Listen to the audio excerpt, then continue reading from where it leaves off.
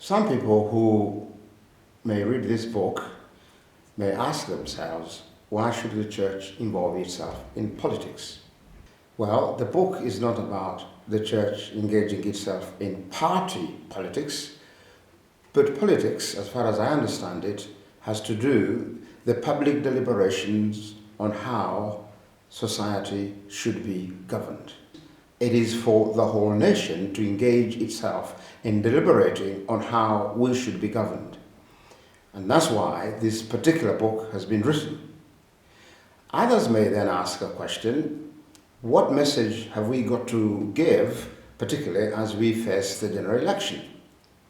Well, there are some answers here. I want to say, over the last 4.5 years, we've been facing deep economic crisis.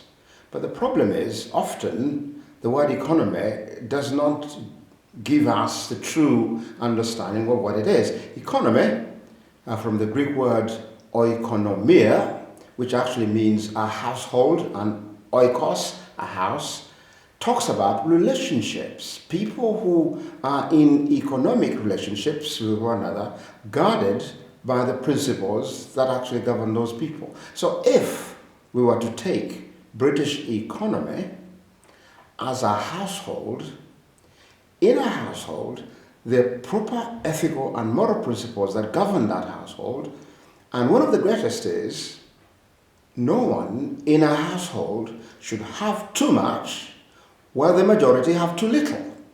So a proper household means that things are arranged in such a way that everybody in that household flourishes. And if one is not flourishing, you may lead to dysfunctionality of that particular household. So the economy of Britain, seen as a household, means that all of us have got to participate fully in its life, in its business, in its commerce, in its deliberations, so that all of us can flourish. And it will be quite a pity if the powerful, the richest, are the ones that thrive in our household and some are left behind. And therefore, for me, one of the greatest challenges that faces our nation has to do with income inequality.